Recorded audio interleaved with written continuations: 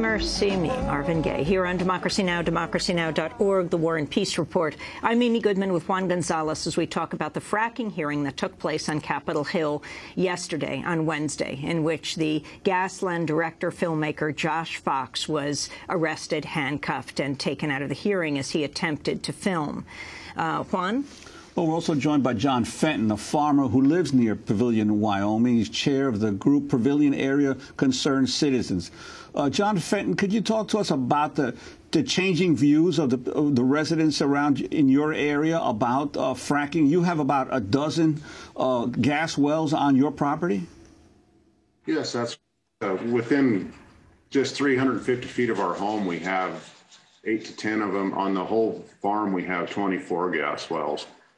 When industry first moved in here in the middle 90s and started really filling this field in, we were assured over and over that this processes were safe, that we had nothing to worry about. And, you know, a lot of people around here, quite frankly, have a pro-industry view and wanted the gas to be extracted.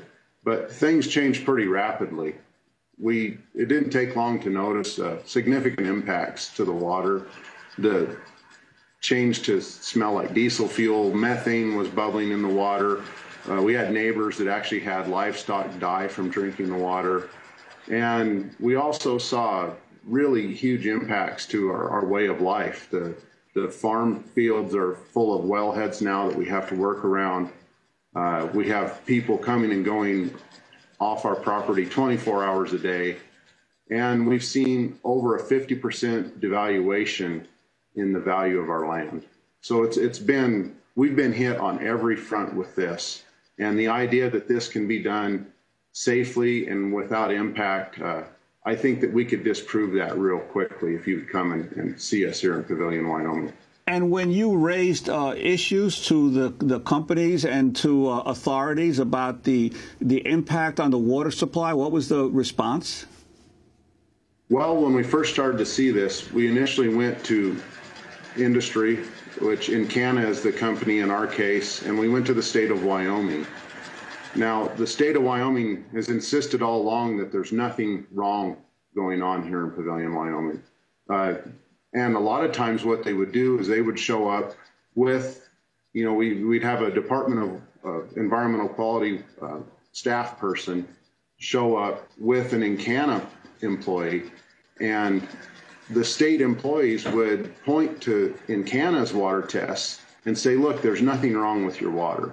They would also say things like, well, the water's always been bad out here. Or it even got to the point where we were accused of contaminating our own water. It became really frustrating. You know, the people here, all of us work in ag-related business, and we work really close, and we're in touch with the land all the time, and we can tell when things change.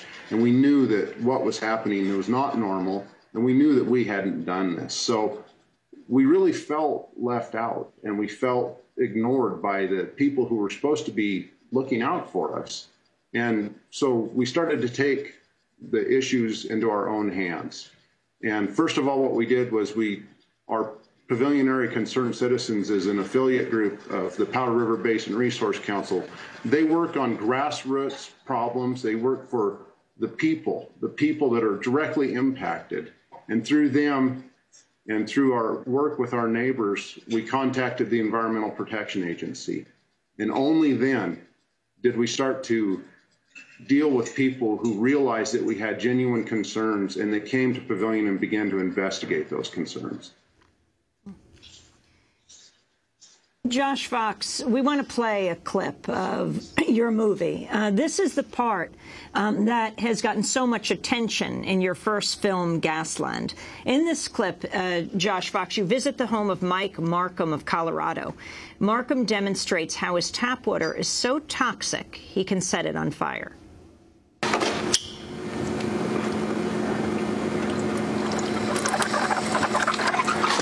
Oh, yeah, I saw it go up for a second. Yeah. We'll just give it a second here.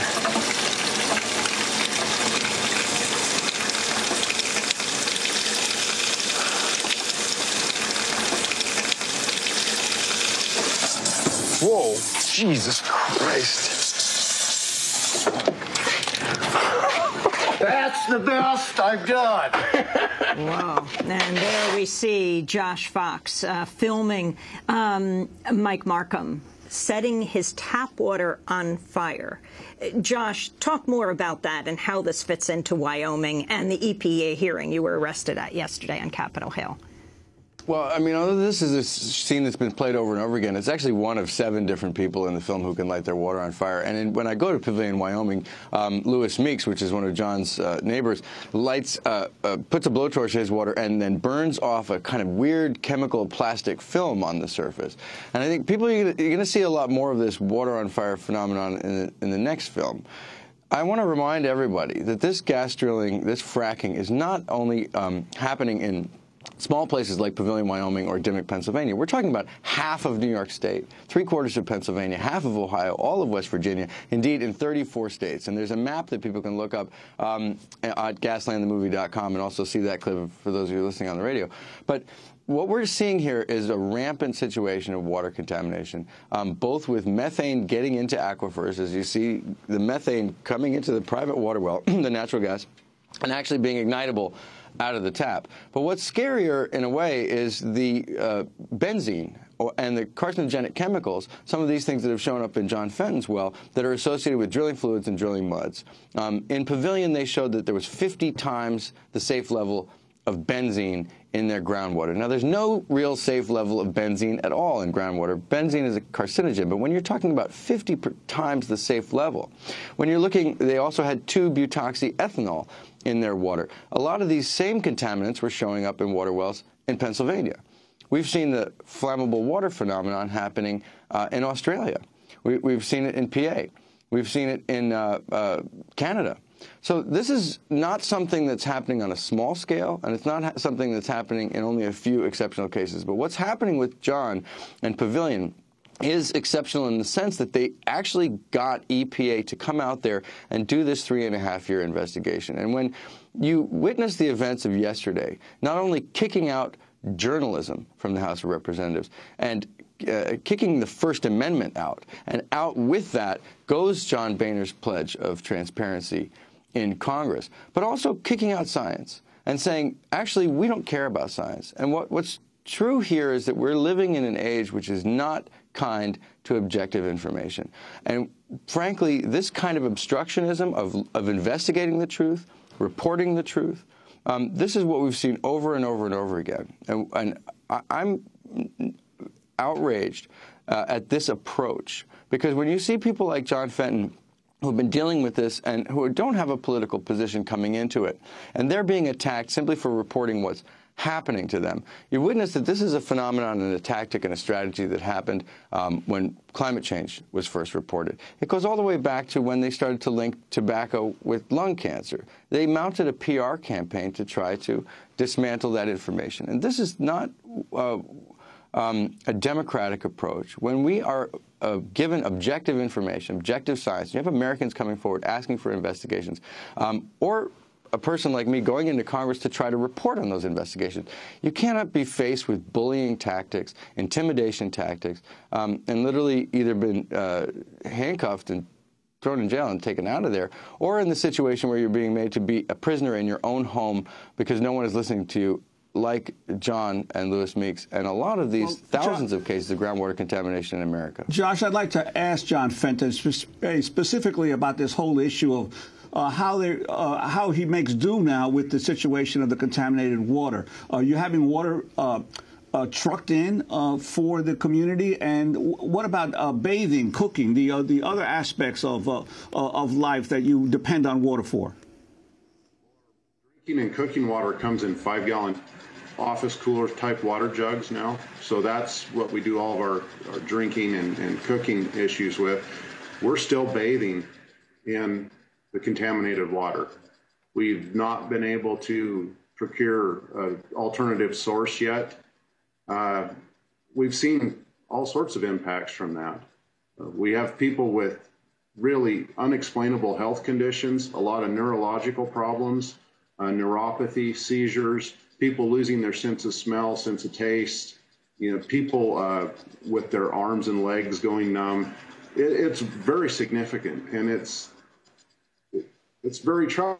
People here who their whole lives, this is their retirement, and this is something they wanted to hand down to their family. Small agriculture, family farming is under attack everywhere.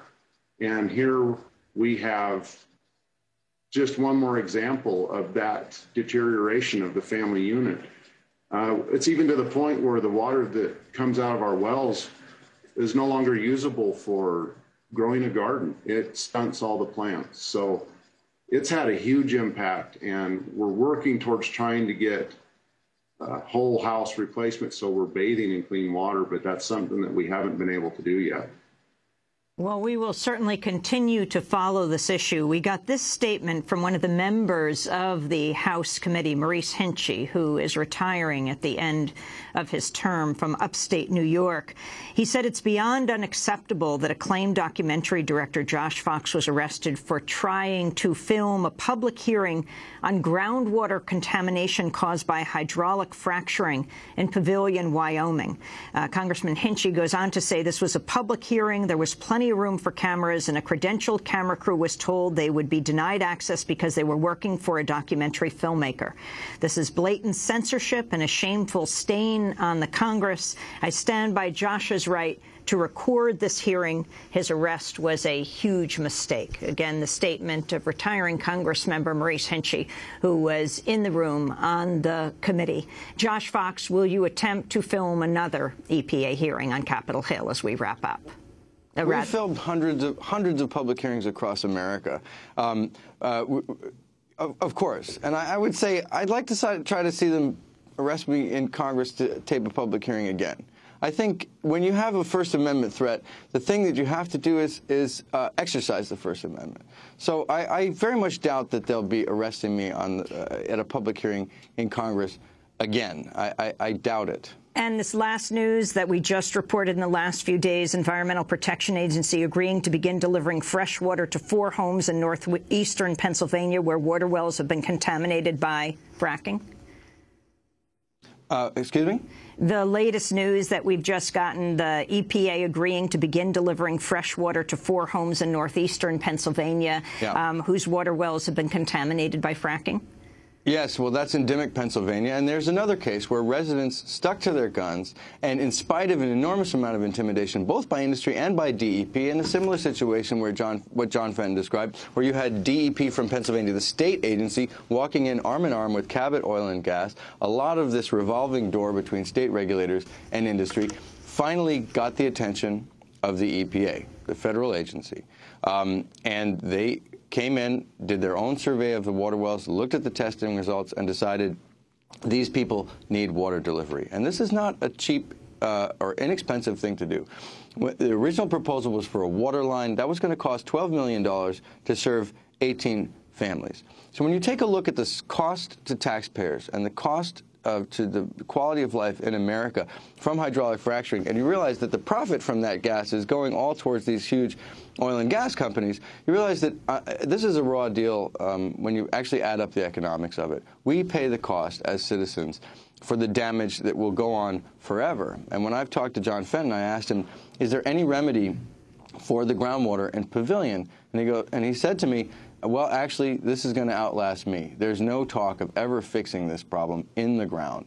And that is a similar situation to what's happening in Dimock. When you're taking a look at the long-term impact on groundwater versus this short-term windfall profit for oil and gas, it's very, very clear what's going on here. Josh Fox, I want to thank you for being with us, director of Gasland, now making Gasland 2 for HBO. And John Fenton, thanks so much for joining us from your home near Pavillion, Wyoming. John Fenton is a farmer there, chair of the group Pavillion Area Concerned Citizens.